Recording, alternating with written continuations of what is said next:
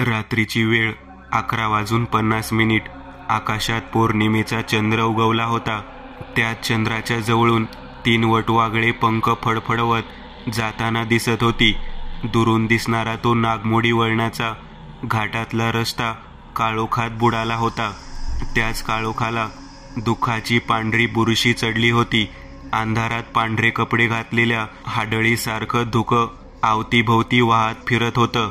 कसारा घाटातील रातची थंडी म्हणजे भयंकर मांस गोठविणारी होय.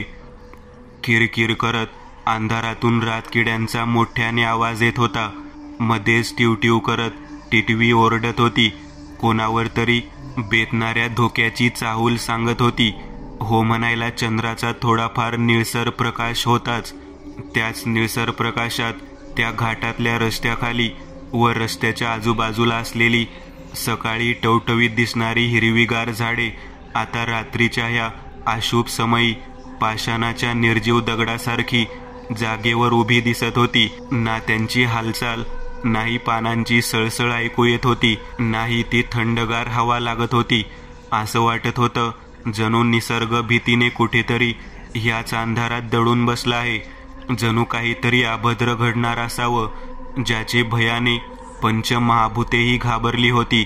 परंतु भिण्यामागचं कारण काय होतं असो मला सुद्धा ठाऊक नाही. पण जाणून घ्यायचं असेल तर पुढं पाहूयात. चला तर. जेमतेम 100-150 मीटर दुरून एका भल्या मोठ्या पाषाणी दगडावरून पुढे पाहता 150 मीटर अंतरावर तोच तो नागमोडी वळणाचा कसारा घाट दिसत होता. त्याच घाटातल्या रस्त्यावरून आता एक चंदेरी रंगाचा लकलकता बिंदू की 2 व्हीलरची हेडलाईट पुढे पुढे येताना दिसत होती. त्यासहितच काळोखात स्मशान शांततेला डिवचणारं बुलेटचा तो फटफट फटाके फुटल्यासारखा आवाज त्या घाटात असलेली शांतता मोडत आत घुसला होता.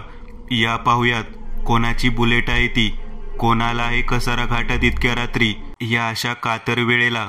ए मेनका, इतक्या रात्री सुद्धा तुला बुलेट घेऊन फिरायचं असतं का? किती तो फटफट आवाज, कानाचे पडदे फाटून बहिरा व्हायचो मी.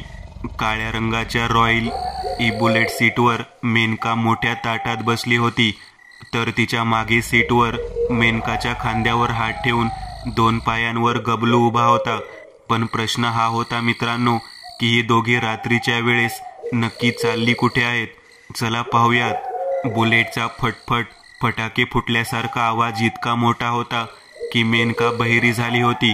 गेल्या अर्ध्या तासापासून गबलूची बडबड सुरू होती आणि त्याला प्रतिउत्तर म्हणून ती आपलं हेल्मेट घातलेलं डोकं हो हो करत हलवत होती. बिचाऱ्या त्या भोळ्या गबलूला वाटत होतं की ही माझ्या वाक्याला दुजोरा देत आहे, पण हा आता उच्चारलेला वाक्य आणि त्या वाक्याला दिलेला दुजोरा मात्र त्याला अनपेक्षित होता. काय तुला मला बहिरा करायचंय? गबलू मोठ्याने किंचाळला. तसा मेनकाने बुलेटला करकचून ब्रेक मारला. गबलू वेड्या, काय आहे तुझं? कशाला ओरडतोस? मेनकाने तिरकस नजरेने मागे पाहिलं व म्हटली, मी ओरडतोय? गेल्या अर्ध्या तासापासून बोलतोय तुझ्याशी आणि तू होकार म्हणून मान हलवतेस. आणि मी मगाशी म्हटलं इतक्या रात्री सुद्धा तुला बुलेट घेऊन फिरायचं असतं का? किती तो फटफट आवाज, कानाचे पडदे फाटून बहिरा व्हायचो मी, तर मान हलवत हो म्हटलीस आणि उलट तोंड करून बोलते. कशाला ओरडतो सांग? गबलूच्या वाक्यावर मेनका फक्त एका गालात हसली. जा, मी नाहीये तुझ्यासोबत, तूच जा एकटी, कुठं जायचंय तिथं, गबलूने लटक्या रागात म्हटलं व असं म्हणतच सीटवरून खाली टुनकन उडी मारली व जरा दूर जाऊन उभा राहिला. मेनकाने त्याच्या ह्या वागण्यावर फक्त नाही अशी मान हलवली व गालात हसत गबलूला आवाज दिला, ए गबलू हट. गबलूने कुत्र्याला हुसकावून लावावं तसं म्हटलं, ए गबलू हट. पुन्हा गबलू तसंच म्हणाला. आता मेनकाला त्याचा लटका राग घालवण्यासाठी काहीतरी करणं भाग होतं, नाहीतर या अशा निर्जन स्थळी रात्री इथे थांबणं धोक्याचं होतं. गबलू, तुला जाणून घ्यायचंय का की मी रात्री बुलेट का घेते ते? तिच्या त्या वाक्यावर गबलू पुढेच पाहत होता, पण त्याने कान टवकारले होते. डोळे बारीक करून ती तो काय बोलत आहे ते ऐकत होता. गबलू, समर्थ म्हणतात की रात्रीच्या काळोखात भूत असतात, बरोबर? गबलूला भूत नाव ऐकून त्याच्या कपाळावर आठ्या पसरल्या, चेहऱ्यावर भीतीने 12 वाजले. भूतांचे कान खूप मोठे असतात, जेणेकरून ते रात्री माणसांच्या बारीक सारीक हालचालींच्या आवाजाने ते मानवाचा वेध घेऊ शकतात, त्याच्यापर्यंत पोहोचून त्याला मारू शकतात. पण बुलेटच्या आवाजाने आपल्याला कसं त्रास होतो, तसंच भूतांना सुद्धा आपल्यापेक्षा 20 पटीने जास्त त्रास होतो, कारण त्यांचे कान मोठे असतात. म्हणूनच मी बुलेट घेते, समजलं? जेणेकरून भूतखेत बुलेट असल्यावर आपल्या जवळ येणार नाहीत. गबलूला आता सर्व समजलं होतं. तसा तो हो हो करत पुढे पाहत मान हलवत होता. गबलू, समजलं ना आता की मी रात्री बुलेट का घेते ते? आणि ठीक आहे, जर तुला नसेल यायचं माझ्यासोबत तर तू या भूतांच्या कसारा घाटात त्यांच्यासोबतच रात्र घालव. तसंही समर्थांनी आपल्याला एका मिशनसाठी इथेच पाठवलं आहे. काय माहिती तो मिशनचा भूत इथेच असावा. मेनकाने असं म्हणतच बुलेट स्टार्ट केली. इकडे गबलूचा भीतीने मात्र ससा झाला. अवतीभोवती असलेल्या अंधारात त्याची 2-3दा भ्यायलेली नजर फिरली होती, तेव्हा अंधारात त्याला काळ्या आसुरी छाया फिरताना दिसल्या होत्या, ज्या पाहून त्याचा अर्धा जीव जागीच खपला होता. नुसतीच फुकटची डेअरिंग अंगाशी आली होती. फटफट करत मेनकाची बुलेट सुरू झाली. तोच तिने गिअर शिफ्ट केलं, क्लच सोडला. गाडीचे टायर हळूहळू पुढे जाऊ लागले. गाडी जरा दूर जाताच मेनकाच्या कानावर गबलूचा आवाज आला. तसा पुन्हा तिच्या गालांवर हसू उमटलं. तिला ठाऊक होतं गबलू नक्की परत येईन, कारण तिला त्याचा स्वभाव परिचित होता. मेनका, थांब थांब, मला येऊ दे. तिने जरा दूर जात बुलेट थांबवली. तसा गबलू घाई असल्यासारखं पटकन सीटवर चढला. मागची रेड लाईट दाखवत फटफट आवाज करत करत बुलेट निघून गेली. कसारा घाटातला सरळ मार्गी रस्ता दिसत होता. 100 मीटर पुढे जाऊन त्या रस्त्याने उजव्या बाजूला एक वळण घेतलं होतं. रस्त्याच्या दोन्ही तर्फे हिरवीगार झाडे दिसत होती. अशातच रस्त्याच्या जरा बाजूला एक साफसफाईदार जागेवर एक चहाची टपरी दिसत होती. टपरी काही इतकी चांगली नव्हती. जमिनीत एक काठी गाडली होती. उर्वरित त्या काठीच्या वरच्या भागावर एक पिवळ्या रंगाचा बल्ब पेटला होता. त्या पेटलेल्या बल्ब भोवती 2-3 रातकिडे फेऱ्या मारत गोल गोल फिरत होते. बाजूला एक टेबल होतं. टेबलावर एक पेटलेला स्टोव होता. स्टोववर एक चहाची टोपशी होती. त्यातून पांढरट वाफ मंद गतीने नागमोडी वळणांसहित थिरकत बाहेर निघत होती. स्टोव बाजूला 3-4 प्लास्टिकच्या बरण्या होत्या. त्यात बिस्किट, नानकट, खारी होती. स्टोव समोर एक म्हातारा चहावाला उभा होता. खाली 1-2 झापांचं धोतर, अंगात तपकिरी हाफबाह्यांचा कुर्ता, शरीर यष्टीने काठी होता. डोक्यावर टक्कल होतं. वयोमानानुसार चेहऱ्यावरचं तेज केव्हाच फिकं पडलं होतं. चेहरा कसा निस्तब्ध, शून्य, भावहीन होता. पांढरा फट पडला, जणू काही मेलेलं मढ चहा ढवळीत उभं होतं. फटफट भडभड बुलेटचा आवाज येऊ लागला. योगायोगाने त्याच टपरीजवळ येऊन मेनकाची बुलेट थांबली होती. तिच्या मागच्या सीटवरून गबलू टुनकन उडी मारत खाली उतरला. मेनकाने दोन्ही हातांनी डोक्यावरचं हेल्मेट काढलं. मग बुलेट स्टँडवर लावून बुलेटवरून खाली उतरली. गबलूने दात काढत मेनकाकडे पाहिलं. ती तशीच मंद स्मित हास्यासहित गालात हसत होती. गबलू, मेनका दोघेही टपरी बाजूला असलेल्या लाकडी बाकड्यांवर येऊन बसले. ओ चहावाले काका, गबलूने हाक दिली. चहावाल्याची मान गबलूच्या वाक्यावर हलकेच मंद गतीने गबलूकडे वळली. 2 हाप चहा द्या आणि बिस्किटे, खारी, नानकट, जे काही असेल ते थोडं थोडं आणा. गबलूने ऑर्डर सोडली. तसा त्या म्हाताऱ्या चहावाल्याने फक्त थंडगार नजरेने त्याच्याकडे पाहत हळुवारपणे डोकं हो करत हलवलं. त्याची ती थंडगार नजर पाहता गबलूला जराशी भीतीच वाटली. तो झटकन मागं वळून गप्प बसला.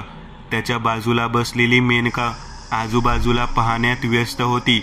आजूबाजूहून रातकिड्यांची किरकिर कानांवर पडत होती. जंगलातल्या झाडांवर बसलेले पक्षी ओरडत होते. चिमण्या, कावळे, टिटवी, नाना तऱ्हेंच्या पक्ष्यांचा तो आवाज घुमत होता. मध्येच कुठेतरी ढोळीत बसलेले घुबड घुतकार सोडत होती. चहावाल्या म्हाताऱ्याने वाफाळत्या टोपशीतलं गरम चहा 2 काचेच्या ग्लासमध्ये ओतलं. मग हाताच्या 2 बोटांच्या चिमटीत त्याने ते ग्लास पकडले व बाजूच्या एका प्लास्टिकच्या बरणीतून बिस्किट पुडा बाहेर काढला. चहा घेऊन तो म्हातारा मेनका व गबलू दोघांपाशी चालत आला. गबलूने पुन्हा दात काढत त्या म्हाताऱ्याकडे पाहिलं. त्याला वाटलं की हा म्हातारा माझ्या हास्याला प्रत्युत्तर देईल, पण नाही. त्या म्हाताऱ्याचा चेहरा कोरा तो कोराच होता. त्याचे काळे शार ओठ मिटलेले होते. असं वाटत होतं की कधीच त्या मिटलेल्या ओठांची हालचाल झालीच नव्हती. डोळ्यात शून्य भाव होते. त्या डोळ्यांच्या पापण्या पाहता त्या कधी मिटल्या तरी असाव्यात का? कारण त्या पापण्या किती काळ्याशार होत्या असं वाटत होतं. त्यातलं रक्त मेलं आहे, काळं झालं आहे. म्हाताऱ्याच्या चेहऱ्यावर कसलीच खून दिसत नव्हती. एका प्रेताळ आत्म्याला कसलीच भावना नसते. नाही त्याला स्पर्श कळतं, नाही सुगंध, नाही संवेदना. तसंच या म्हाताऱ्याचं होतं. मेनका चहा घे. गबलूने त्या म्हाताऱ्याच्या हातून चहाचा 1 ग्लास व बिस्किट पुडा घेतला व मेनकाला सुद्धा घ्यायला सांगितलं. तसे तिने सुद्धा त्या म्हाताऱ्याच्या हातून चहा घेतला. चहा देताच तो म्हातारा पुन्हा टेबलाकडे जायला वळला. वळताना त्याची हालचाल इतकी मंद होती की जणू जोरात वळला असता तर त्याची हाडं तुटतील. इकडे गबलूने दोन्ही हातात धरलेल्या गरम चहाचा घोट घेण्यासाठी तो ग्लास ओठांजवळ आणला होता. तोच मेनकाने त्याच्या हातून चहाचा ग्लास हिसकावून घेतला. पटकन बाकावरून उठली. मेनका काय करते? गबलूचा आवाज. ओ चहावाले. मेनकाने बाकावरून उठताच त्या चहावाल्याला आवाज दिला. तो चहावाला अद्याप टपरीजवळ पोहोचला नव्हता. मेनकाची हाक ऐकून तो मध्येच जागेवरच थांबला. त्याने वळून पुन्हा मागे पाहिलं. तोच इकडे मेनकाने दोन्ही ग्लासमधला गरम चहा म्हाताऱ्याच्या चेहऱ्यावर फेकला. चहा चेहऱ्यावर पडताच त्या म्हाताऱ्याच्या चेहऱ्यातून पांढरट वाफ बाहेर पडू लागली. मेनकाच्या या अनपेक्षित वागण्याने गबलू आश्चर्यचकित झाला होता. त्याची नजर विस्फारली जात समोरचं दृश्य पाहत होती. पण त्याहून विचित्र गोष्ट अशी की तो वाफाळता गरमागरम चहा तोंडावर पडला असताना सुद्धा तो म्हातारा जागेवर जसच्या तसा उभा होता. गरम चहा चेहऱ्यावर फेकलं म्हणजे त्वचा भाजेल, जबरदस्त अप्रमाणित वेदना होतील. जागेवरच वेदनेने तो म्हातारा उड्या मारायला हवा होता, ओरडायला, चिरकायला हवा होता.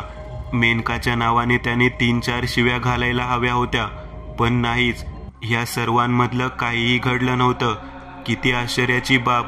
आणि तेच गबलूला अविश्वसनीय वाटलं होतं. म्हणूनच तर तो असा आश्चर्यविदारक नजरेने समोर पाहत होता.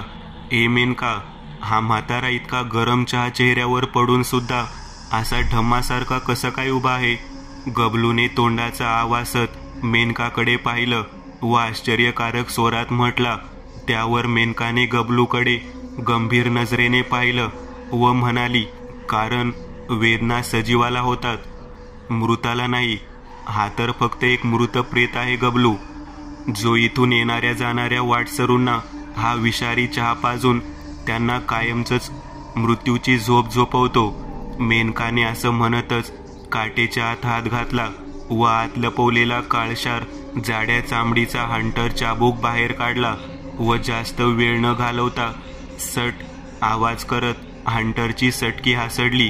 मग तिचा एक वार त्या प्रेताळ म्हाताऱ्यावर बसवला. त्या सटकीचा वार बसताच ते ध्यान कुत्र्यासारखं कुई कुई आवाज करत केकाटू लागलं. जागेवरच उड्या मारू लागलं. हातपाय हलवत वाकुळ्या दाखवू लागलं. मेनकाने आपला उजव्या हाताचा तळवा सरळ धरला. डोळे बंद केले. बंद डोळ्यानाड समर्थांचा चेहरा समोर आणला. परवानगी द्या समर्थ. घनात्मशोषक प्रगटम. मेनकाने मंत्र उच्चारला व उच्चारताच तिच्या हाताच्या तळव्यावर घनाकारातला घनात्मशोषक अवतरला. घनात्मशोषक अवतरताच पुढे कैद होण्याच्या सीमेवर असलेला तो चहावाला त्याने क्षणात समर्पण केलं. त्याच्या पूर्ण देहाची गडद निळसर रंगाची चमचमती धूळ तयार झाली. मग तीच धूळ नागमोडी वळणे घेत घनाकाराच्या दिशेने येत आत शोषली गेली. तसं घनात्म शोषकाने हस्त लिस्ट अपडेट केली. जे जे सैतानी हस्तक घनात्म शोषकात कैद होते त्यांची नावे दिसू लागली. वैरान घाटची चेटकीन, आंबेवाडीचा भोजा, मजनू मिठाईवाला, कसारा घाटाचा चहावाला. घनशोषकावर लिस्ट अपडेट झाली होती. मेनकाने त्या लिस्टला पाहिलं व म्हटली, सो सिंपल मिशन होतं. मेनका स्वतःशीच म्हटली. तिच्या चेहऱ्यावर एक विजयी हसू होतं. तोच मध्ये गबलूचा आवाज आला, पकडलं एकदाचं, पर आता मी कधी घाटातला चहा नाही पिणार. काय माहीत ती टपरी ह्या अशाच भूतांची असेल. गबलूने औंढा गिळून मेनकाकडे पाहिलं. गुड गबलू. त्याच्या वाक्याने मेनकाने असं म्हणतच हंटर व घनशोषक कोटमध्ये ठेवला. मेनका पुन्हा आपल्या बुलेटवर बसली. मग तिने किक मारत बुलेट स्टार्ट केली. तसा गबलू मागच्या सीटवर चढला व बुलेट फटफट आवाज करत निघून गेली. तसा इकडे तो टपरीवरचा पिवळसर बल्ब फट आवाज करत फुटला व ती टपरी कायमचीच काळोखी अंधारात बुडाली.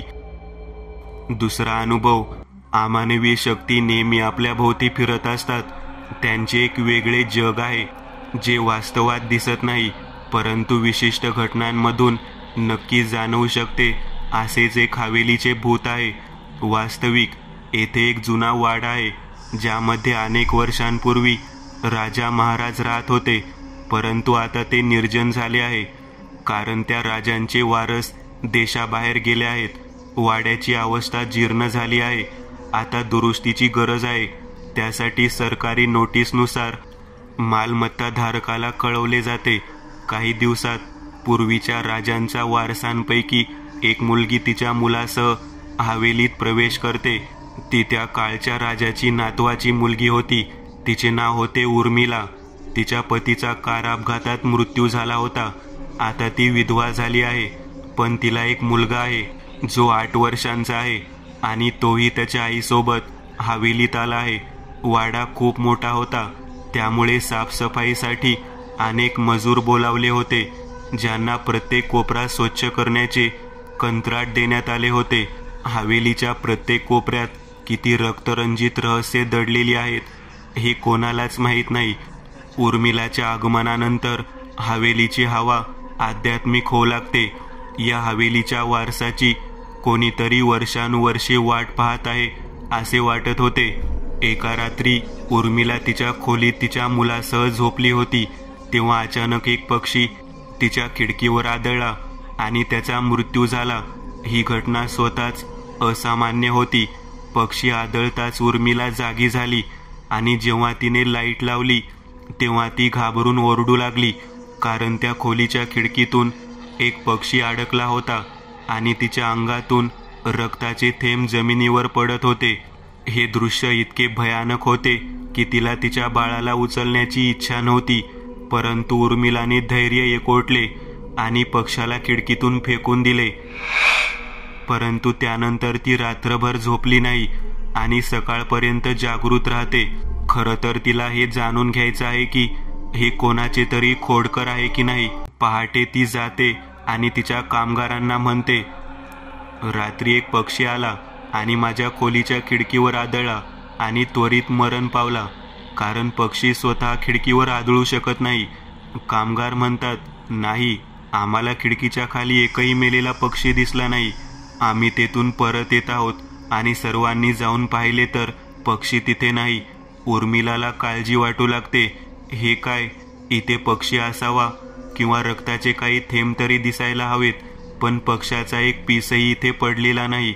उर्मिला सर्व कामगारांना सांगते, वाड्यात अनेक मौल्यवान वस्तू आणि मूर्ती आहेत, त्या काळजीपूर्वक स्वच्छ करा. कामगार आपापल्या कामात व्यस्त होतात.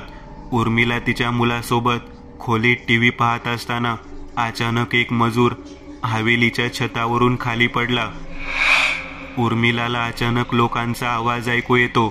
ती धावत जाऊन खिडकीतून खाली पाहते आणि तिथे एक मजुराचा मृतदेह पडलेला दिसला. उर्मिला खोलीतून खाली येते आणि पडण्याचे कारण विचारते.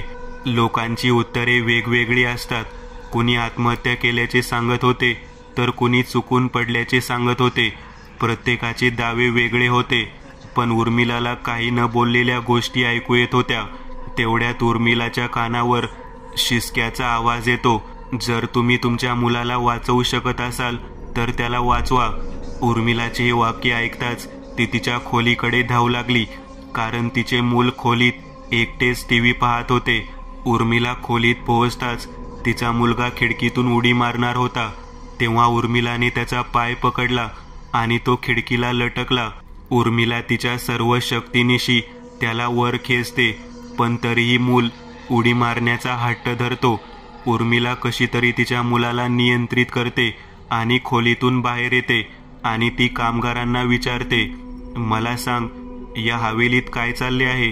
कारण हे मूल हे करू शकत नाही आणि आता हे सर्व घडत आहे. काहीतरी वेगळे चालले आहे. तेव्हा एक म्हातारा मजूर उर्मिलाला म्हणतो, मुली, तुला अजून जाणून घ्यायचे असेल तर तुझ्या पूर्वजांची गोष्ट वाच, तरच तुम्हाला या वाड्याचा इतिहास कळेल.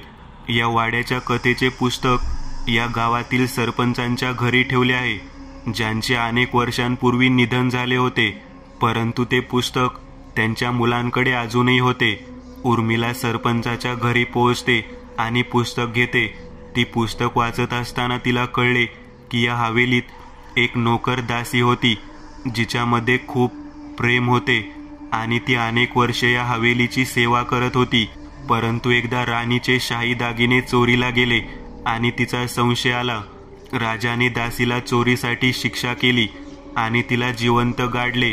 तिच्या दुःखात तिच्या पतीनेही आत्महत्या केली आणि एका महिन्यानंतर राजाने स्वतःची तलवार गळ्यात गळून आत्महत्या केली. त्यानंतर हवेलीत छोटे मोठे अपघात होऊ लागले, त्यामुळे हा वाडा कायमचा बंद झाला. बऱ्याच वर्षानंतर कोणीतरी तिथे आले आहे, ज्याने तिथे राहणाऱ्या आत्म्यांना पुन्हा सूड घेण्याची संधी दिली आहे. हवेलीचे रहस्य जाणून उर्मिलाला इथून निघायचे आहे, कारण तिला तिच्या मुलाची काळजी वाटते. म्हणून ती तिची कार घेऊन रात्री विमानतळाकडे निघाली. वाटेत अचानक तिच्या कारला अपघात झाला आणि कार उलटली. उलटा पालत होते, परंतु दोघांनाही इजा होत नाही. उर्मिला आपल्या मुलाला बाहेर काढते आणि सुनसान रस्त्यावर धावू लागते. वाटेत तिला एक कार येताना दिसते आणि गाडी थांबवण्यासाठी उर्मिला रस्त्याच्या मधोमध उभी राहते आणि मदतीसाठी ओरडू लागते. तेवढ्यात अचानक कार चालक येतो आणि गाडीचे ब्रेक लावतो. उर्मिला जवळ जाऊन पाहते तेव्हा तिची हिंमत वाढते, कारण ती पोलीस अधिकारी आहे. उर्मिला घाबरलेल्या अवस्थेत त्याला तिच्या भावना सांगते आणि रडू लागते. पोलीस अधिकारी त्यांना त्यांच्या गाडीत बसण्यास सांगतो आणि रस्त्यावर जाऊ लागतो. वाटेत एक म्हातारा रस्त्याने चालला आहे आणि त्याची गाडी समोर येताच तो रस्त्यावर पडला. पोलीस अधिकारी गाडीतून उतरतो आणि त्या व्यक्तीकडे बघतो. म्हातारी बेशुद्ध झाली होती. पोलीस अधिकारी त्याला आपल्या मांडीवर घेतो आणि त्याच्या गाडीच्या मागे बसवतो आणि दवाखान्यात नेण्यास सुरुवात करतो. अचानक मागून त्या वृद्धाचा हात पोलीस अधिकाऱ्यांच्या मानेपर्यंत पोहोचतो. पोलीस अधिकारी घाबरू लागतो आणि अचानक गाडीचे ब्रेक लावतो.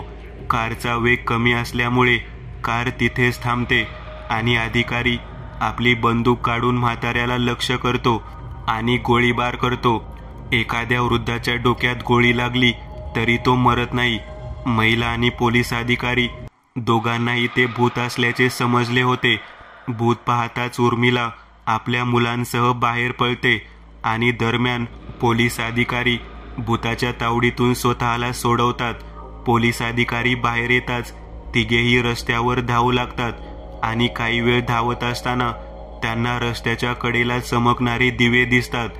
पोलीस अधिकारी उर्मिलाला म्हणतात, मॅडम, हे विमानतळ आहे, चल पटकन जाऊया. उर्मिला आपल्या मुलांसह विमानतळाच्या आत पोहोचते. विमानतळावर पोहोचताच उर्मिलाच्या जीवात जीव आला, कारण पोलीस अधिकाऱ्याच्या धाडसामुळे तिच्या मुलाचा जीव वाचला. पण हवेलीत भुताटकीचा ताबा अजूनही कायम आहे.